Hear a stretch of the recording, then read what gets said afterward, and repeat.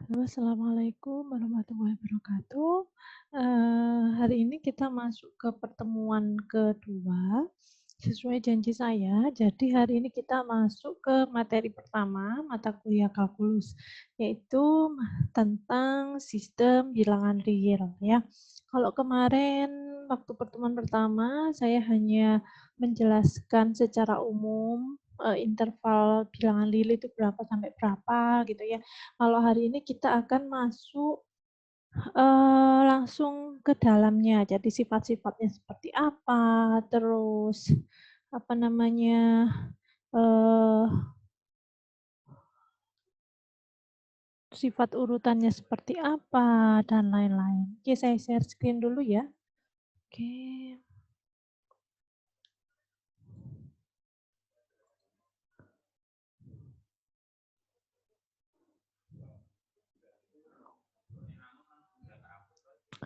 Oke, saya slideshow dulu.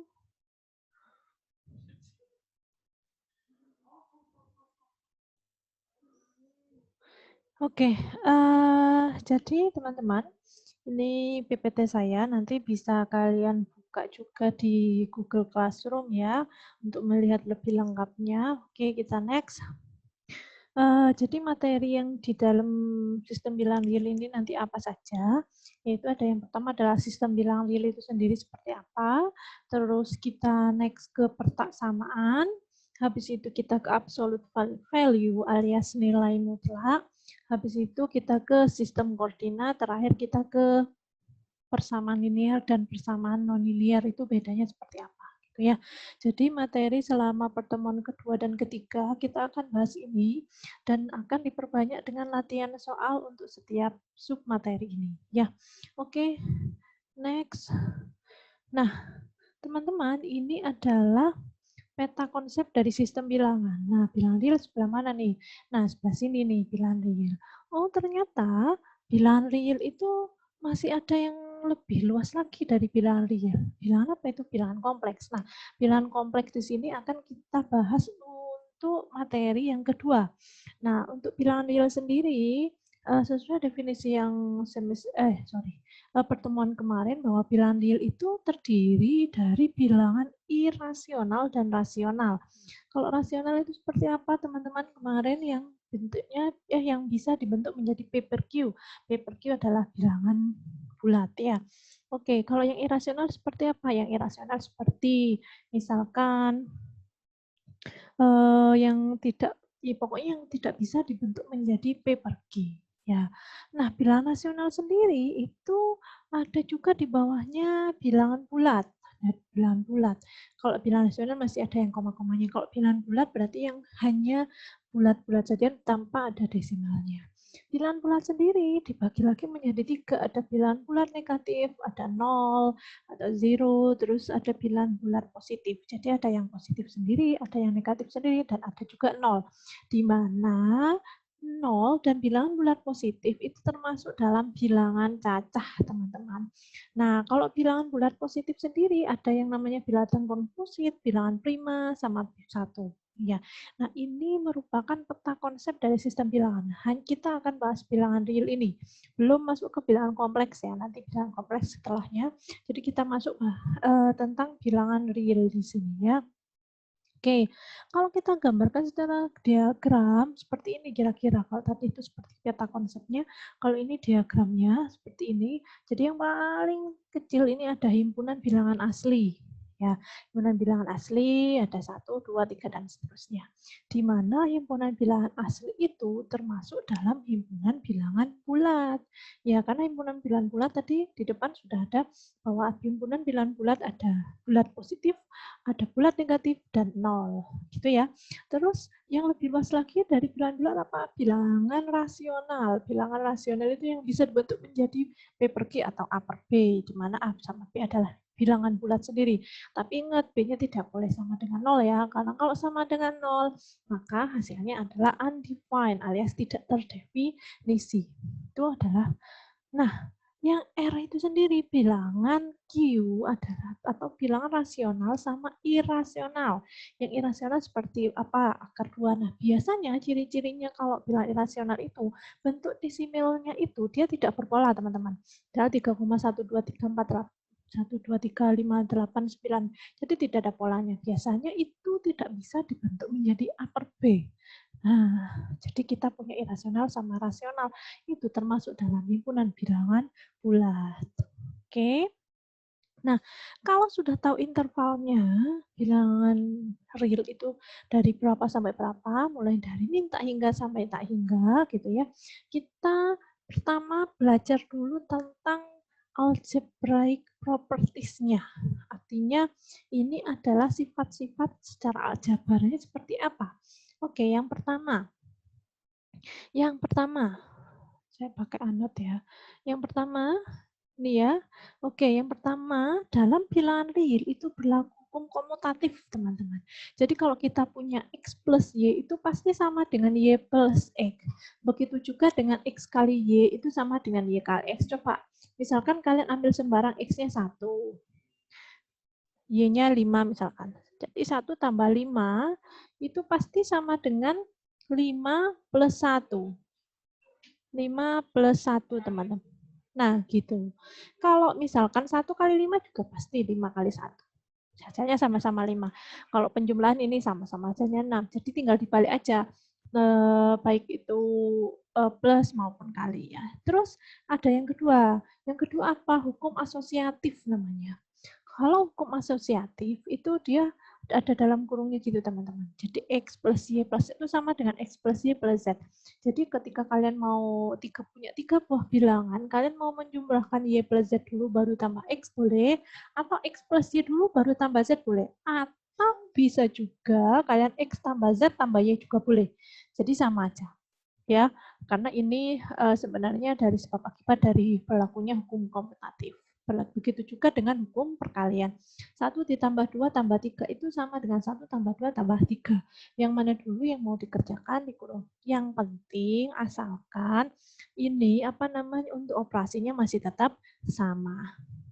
Nah, yang ketiga itu ada hukum distributif. Nah, yang namanya distributif berarti distribusi, disalurkan gitu ya. Jadi ketika kita punya X kalikan Y plus Z, ini tinggal gini aja. Berarti sama dengan X kali Y ya, ditambah X kali Z. Hasilnya ini ya.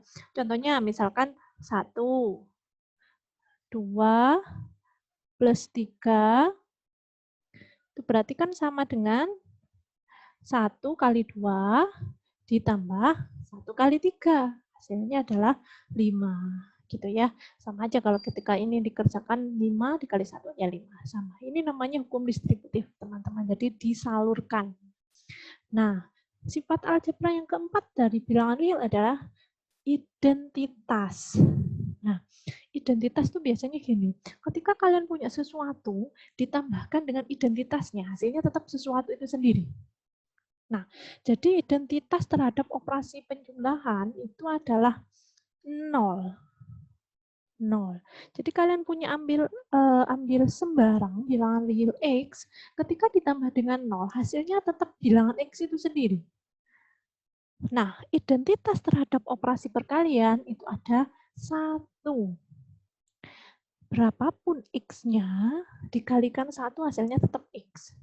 Nah, jadi 0 sama 1 ini merupakan identitas di dalam bilangan real.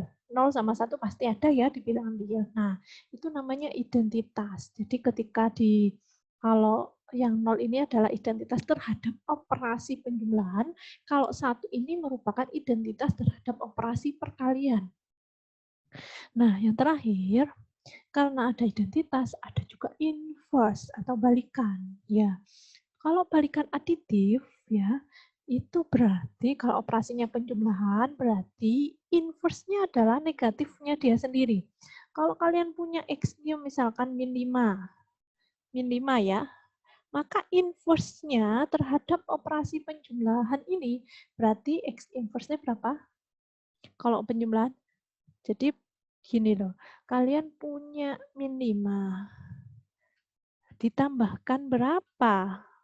supaya hasilnya merupakan identitas terhadap operasi penjumlahan 0. Berapa kira-kira? 5.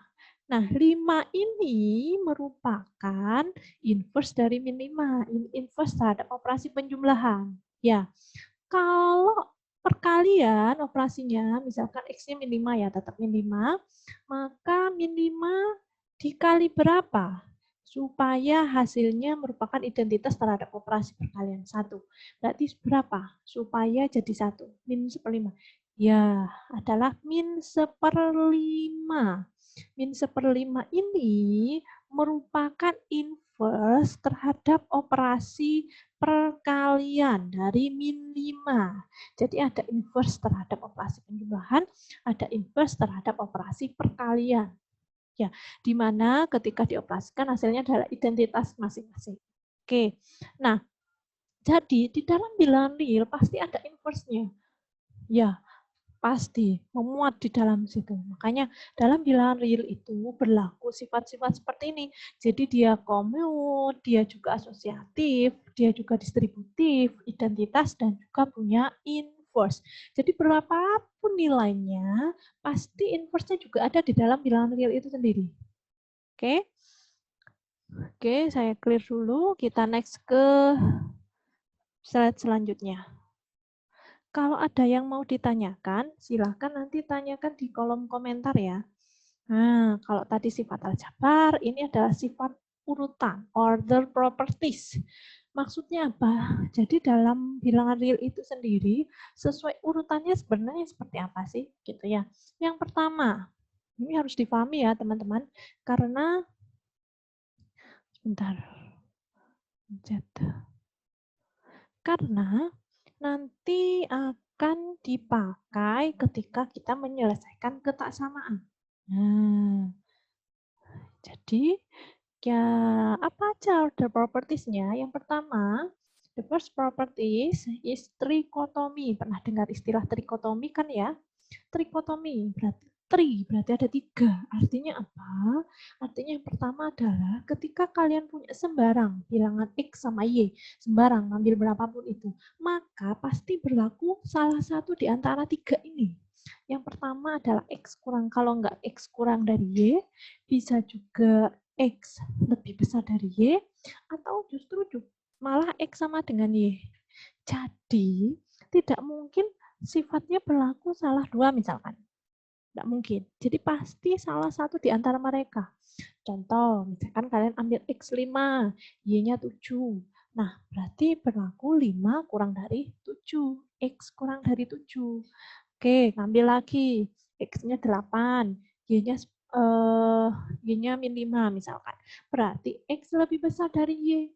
Ya, nggak mungkin di sini masih ragu-ragu X lebih besar dari Y, lebih kecil, enggak mungkin gitu. Pasti berlaku 3 sifat ini, teman-teman. Salah satu, ya, bukan tiga-tiganya. Ya, terus kalian ambil misalkan X8, ambil lagi 8, berarti sifatnya adalah X sama dengan Y. Nah, itu pasti dipenuhi oleh bilangan real. Itu namanya sifat trikotomi, teman-teman. Oke, nah, the second properties is ketransitifan. Nah, ketransitifan seperti apa? Jadi ketika kalian punya X kurang dari Y, dan Y-nya juga lebih kecil dari Z, kalau kita urut, ini pasti X-nya lebih kecil dari Z. Ini sudah pasti. Kalian ngambil 5. 5 kan berarti kurang dari 7, misalkan Y-nya 7. 7 itu sendiri kan kurang dari berapa? Misalkan 9 ya. Nah, kalau sudah seperti ini, dan berlaku dua-duanya, maka sudah pasti kesimpulannya adalah 5 kurang dari 9. Itu sudah pasti. Yaitu namanya sifat ketransitifan. Nah, yang ketiga adalah tentang aditif, penambahan. Nah, hati-hati di sini kalau masih penjumlahan sih nggak masalah ya. Kalau kalian punya X kurang dari Y, terus kalian mau menambahkan sebuah bilangan sembarang, Z, katakanlah Z, ketika kalian nambahkan di kedua ruas, mau ruas kiri maupun ruas kanan, maka hasilnya ini untuk persamaan-nya dia tidak merubah tanda. Jadi, contoh, misalkan kalian punya 5 kan kurang dari 8 ya teman-teman ya. Terus kalian punya angka Z lagi, misalkan 9. Atau yang nggak usah banyak-banyak deh, 1 lah misalkan. 5 ditambah 1. Yang 8 juga ditambah 1. Kira-kira tandanya gimana? Lebih kecil apa lebih besar? Tetap lebih kecil, tidak ada perubahan. Jadi ketika kalian punya X kurang dari Y, ketika kalian sembarang bilangan Z, positif, negatif, kalian tambahkan ke kedua ruas ini, hasilnya tidak berubah tanda. Tetapi di properties keempat ini perlu diperhatikan berkaitan dengan perkalian. Karena apa? Harus lihat-lihat dulu. Yang dikali itu positif apa negatif? Oke, kita punya X kurang dari Y. Terus habis itu kita punya bilangan Z. X dikali Z. Sini juga Y dikali Z. Jadi kalau luas kiri kalian kali Z, yang kanan harus dikali Z. Kira-kira menurut kalian, ini tandanya apa? Kurang dari apa? Lebih dari? Kurang dari? Belum tentu. Lihat-lihat dulu Z-nya apa? Z-nya positif atau negatif? Kalau Z-nya positif, ya, maka dia tidak merubah tanda. Tetapi kalau Z-nya negatif, ya, itu yang awalnya kurang dari berubah jadi lebih besar. Coba kita punya contoh ya. Kita ngambil X-nya misalkan berapa? 1. Y-nya 5. Oke. Nah, terus habis itu berarti kan udah berlaku ya, pasti 1 lebih kecil dari 5. Oke, terus kita punya bilangan Z nih, ambil Z positif dulu ya. Misalkan Z-nya 9, 1 kali 9, 9. 5 kali 9, 45. Nah, tandanya gimana menurut kalian? Lebih kecil masih, sama, tidak merubah tanda. Coba kalian punya kalikan dengan Z yang negatif. Masih tetap ya, 1 kurang lebih kecil dari 5. Oke, Z negatif 1. Z-nya misalkan negatif 1. Negatif 1 kali 1, negatif 1, teman-teman. 5 dikali min 1 berapa? Min 5. Nah, tandanya gimana sekarang? Masih lebih kecil. Min 1 sama min 5 lebih besar mana? Lebih besar berapa? Lebih besar min 1. Tandanya adalah berubah. Jadi awalnya yang kurang dari berubah jadi lebih besar. Nah, itu bedanya ketika kalian menambahkan sesuatu di penambahan sama perkalian. Jadi kalau menambahkan sebuah bilangan, baik positif atau negatif, tidak merubah tanda di pertasaman.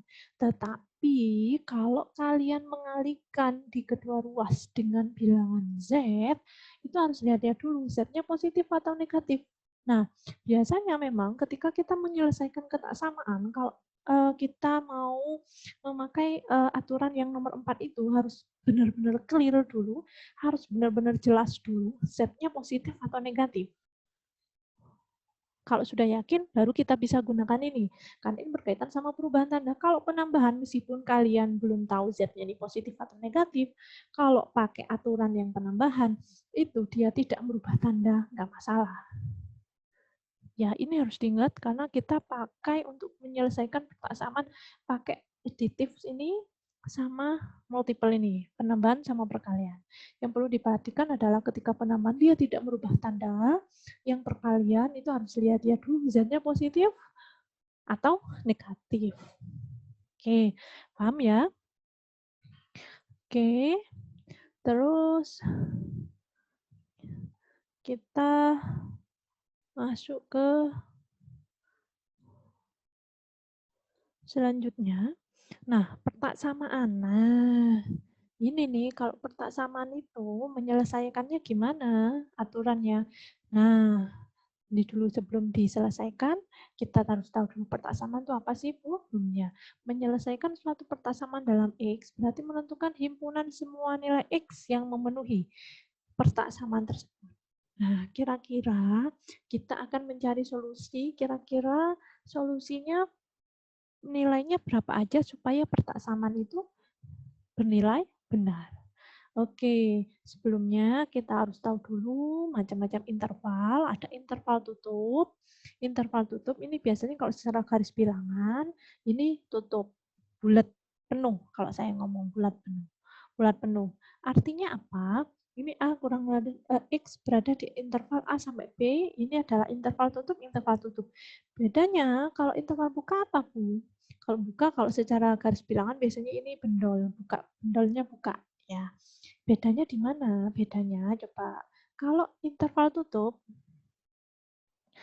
saya pakai anak dulu.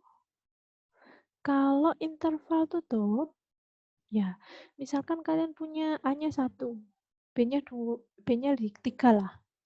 Nah, kalau ini interval tutup, berarti siapa aja yang memenuhi? Berarti 1 memenuhi, 1,1 memenuhi, 2,9 memenuhi, 3,0 memenuhi. Nah, bedanya apa Bu sama yang buka? Coba ini hanya 1, ini 3. Kalau buka 1,0 itu dia nggak masuk. Masuknya berapa? 1,00001 misalkan. Ini sampai berapa Bu tiganya? Sampai 2,9999999. Jadi tiganya dia nggak masuk. Itu bedanya interval buka sama tutup. Nah, kadangkala juga ada yang campuran. Ada satunya buka, ada satunya tutup. Cara pembacanya gimana? Sama kayak yang tadi. Kalau tutup berarti yang satu ikut, misalkan. Gitu, seperti itu. Oke. Nah, coba. Nah, untuk menyelesaikan pertasamaannya gimana? Untuk menyelesaikan pertasamaan, itu ada 3 cara. Step pertama, ya, ini bisa kita gunakan salah satu atau salah 3 atau salah 2. Ya, oke, yang pertama itu sesuai sama order properties tadi, teman-teman. Jadi, step pertama, caranya adalah kita bisa menambahkan di kedua ruas, kanan maupun kiri, tanpa merubah tanda. Entah itu yang kalian nambahkan bilang positif ataupun negatif, gak ngaruh, tandanya tetap. Oke, step yang kedua, kita bisa mengalihkan di kedua ruas itu. Kalau mengalihkannya dengan bilangan positif, maka tandanya tidak berubah. Bedakan sama yang step 3 ini. Kalau kalian mengalihkan di kedua ruas dengan bilangan negatif, maka tandanya berubah. Arah tandanya berubah. Kalau lebih besar jadi kurang dari, kalau kurang dari jadi lebih dari. Jadi cara menyelesaikan kepersamaan itu cukup 3 tok ini. Selebihnya misalkan ngawur, pokoknya ditambah biro, pokoknya tidak sesuai ini. Itu salah namanya. Ya, kurang tepat ya. Karena ini sudah paten, kita hanya bisa mengikuti step ini. Bukan step 1, 2, 3, bukan urut itu ya. Terserah kita mau pakai 3 tok boleh, atau 2 tok boleh, atau perpaduan 2 sama 3 boleh. Terserah kita mau tujuannya seperti apa. Oke, kita next ya. Contoh. Nah, kita punya contoh nih. Selesaikan pertaksamaan X kuadrat lebih kecil dari, X kuadrat lebih kecil dari X. Oke, nah kita urut dulu. Nah, X kuadrat lebih kecil dari X. Nah, kita tambahi di kedua ruas dengan bilangan min X. Tandanya gimana? Tetap. Jadi misalnya saya pakai anot dulu. Oke. Nah, misalkan di sini ya. X kuadrat lebih kecil dari X. Oke, kalau kalian ngomongnya dulu mungkin pindah ruas ya. Tapi sebenarnya istilahnya bukan pindah ruas, salah kaprah. Yang benar itu adalah menjumlahkan dengan bilangan X, dengan min X di kedua ruas. Jadi ini kalau kurangi min X, di sini juga harus dikurangi dengan X. Nah, tandanya gimana? Berubah enggak? Enggak. Karena ini penambahan dengan negatif. Penambahan dengan negatif maupun dengan positif tidak merubah tanda, teman-teman. Jadi kalian punya setelah disadarkan jadi X kuadrat min X lebih kecil dari 0. Nah, di sini kita sederhanakan aja. Ini ada X. Kita keluarkan aja X1. Sisanya ada X. Ya, karena ini adalah X kuadrat min. Karena X-nya ini sudah keluar, sisanya adalah 1. Lebih kecil dari 0. Sehingga yang memenuhi adalah pembatasnya. Berarti bisa jadi X-nya sama dengan 0. Pembedanya adalah atau X min 1 sama dengan 0. Kalau yang ini X sama dengan 0, yang ini berarti X ini sama dengan 1. Jadi pembedanya nanti adalah kalau kita gambar secara garis bilangan itu adalah 0 sama 1. Ini baru tahu pembedanya saja. Jadi nilai untuk di 0 nanti hasilnya pasti 0. Kalau ketika masukkan 1 dimasukkan ke sini hasilnya pasti 0. Yang nggak tahu kita di sini berapa nilainya, di sini berapa, sini juga nggak tahu berapa. Nah, makanya kita harus ngecek di 3 tanda ini. Di sini, sama di sini. Ngeceknya gimana? Ngeceknya kalian ambil sembarang. Di antara 0 sampai 1 ada berapa?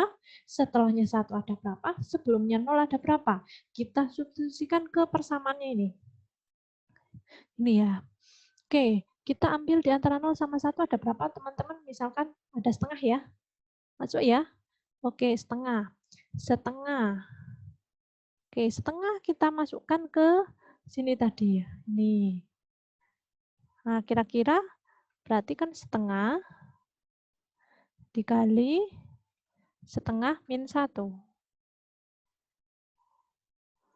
Setengah dikurangi 1 berapa? Min setengah. Min setengah kali setengah, min seperempat. Kita sebenarnya nggak butuh besarnya berapa, cuma butuh plus minnya aja, min ya. Nah, berarti ini semua, nggak usah nyoba semua, cukup 1 saja, itu sudah mewakili semuanya. Jadi, berarti di sini tandanya adalah min. Setelahnya 1, kalian punya berapa? Misalkan 5, Bu. Boleh. 5. Berarti 5 dikali sama 5 min 1. Ya, oke. 5 min 1 berapa? 4. 4 kali 5, 20. Positif apa negatif? Positif. Nah, sini berarti tandanya adalah positif. Nyoba lagi nggak? Boleh nggak? Nyoba boleh, tapi buat apa? Wong 1 aja sudah mewakili, ya kan? Sebelumnya 0. Ada berapa? Angka berapa? Min 1. Nah, coba min 1 dikalikan min 1, min 1. Min 1, min 1, min 2. Min 1, min kali min 1, 2. Positif? Positif. Jadi yang di sebelumnya 0 ini nilainya positif, di antara 0 sampai 1 nilainya negatif, setelahnya 1 positif. Terus yang mana Bu yang memenuhi interval yang memenuhi? Yang kurang dari 0 sesuai soalnya. Yang kurang dari 0 artinya adalah yang negatif. 0 ikut Bu? Enggak, karena adalah interval buka. Kalau interval tutup sama dengan 0, kurang lebih kecil sama dengan 0, berarti 0-nya ikut interval tutup. Kalau ini adalah interval buka, sehingga solusinya adalah dari pertasaman ini adalah 0 sampai 1, intervalnya adalah interval buka. Jadi X-nya berada di antara 0 sampai 1. Benar nggak sih? Coba aja. Pasti di antara 0 sampai 1, kalau kalian substitusikan ke sini, pasti berlaku. Itu namanya solusi. Bernilai benar ketika kalian masukkan ke sini. Nah, jadi ini adalah solusinya dari pertasaman X kuadrat kurang dari X. Gitu. Nah, paham ya? Kalau sudah paham, coba kalian kerjakan latihan soal ini. Nah, ini nanti sebagai pemanasan nih. Coba deh. Dicoba dulu, ini masih latihan, nggak usah tugas, nggak apa-apa. Minggu depan kita bahas bersama. Kira-kira seperti apa hasilnya, kita compare hasilnya kalian sama hasilnya saya, kita diskusikan hasilnya seperti apa. Ya, dicoba aja. Penyelesaiannya apa pakai apa, Bu? Ingat, penyelesaiannya hanya ada 3 cara. Boleh dijumlahkan dengan kedua ruas itu dengan bilangan positif atau negatif tanpa merubah tanda, mengalihkan kedua ruas dengan bilangan positif tanpa merubah tanda, dan yang terakhir adalah mengalihkan dengan bilangan negatif di kedua ruas dan merubah tanda. Ingat, caranya cuma 3 ini. Oke. Boleh, nanti kalian cari solusinya seperti apa dari peta saman ini. Dicoba ya nanti ya. Oke. Oke, eh, jangan lupa untuk absen, komentar, bertanya di postingan ini ya. Oke, ini nanti linknya akan saya share, videonya akan saya upload di YouTube. Nanti bisa kalian lihat ini atau bisa linknya nanti saya share di Google Classroom berbarengan dengan PPT-nya. Oke, nah untuk absolute value kita lanjutkan minggu depan, sekalian kita bahas yang ini dulu. Oke, karena kalau kita nggak bisa lanjut dulu ke absolute value, kalau misalkan ini belum bisa menyelesaikan. Oke, terima. Saya stop share dulu. Oke, terima kasih teman-teman. Untuk pertemuan 2, jangan lupa absen ya. Tidak menerima absen hadir, gitu. Jangan ya. Wes, harus ada pertanyaan atau komentar. Oke, udah. Terima kasih atas waktunya. Semoga bermanfaat buat kita semua. Selamat pagi. Assalamualaikum warahmatullahi wabarakatuh.